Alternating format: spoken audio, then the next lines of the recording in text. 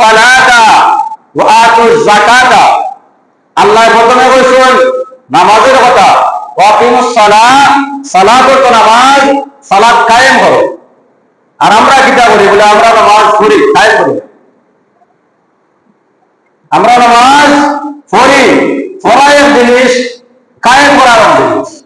নামাজ পড়া হচ্ছে গা সপ্তাহে একদিন শুক্রবার দিন মসজিদে যাইব, 2 রাকাত ফরজ পড়বো, আর আমার নামাজ পড়া শেষ।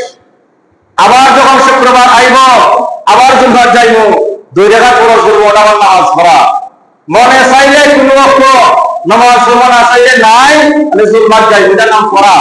আর কায়েম করা হচ্ছে গা আপনার আমার জন্য, প্রত্যেক মুসলমান নরনারীর জন্য প্রতিদিন নিয়ম মাফিক সময় মতো 5 ওয়াক্ত নামাজ অপরিহার্য করা লাগবে, ওটার নাম হচ্ছে কায়েম করা। আমরা কিন্তু কায়েম করি না, আমরা নামাজ পড়ি। বোঝা গেল আল্লাহ বলে নামাজ কায়েম করো, সালাত কায়েম করো, আমরা বললাম। তাহলে আমরা মুসলমান জাতি, আমরা আল্লাহর বান্দা, আল্লাহ আমাদের স্রষ্টা, আমরা আল্লাহর সৃষ্টি। আর সৃষ্টি হয়ে আমরা স্রষ্টা, আদেশ আমরা মানি না,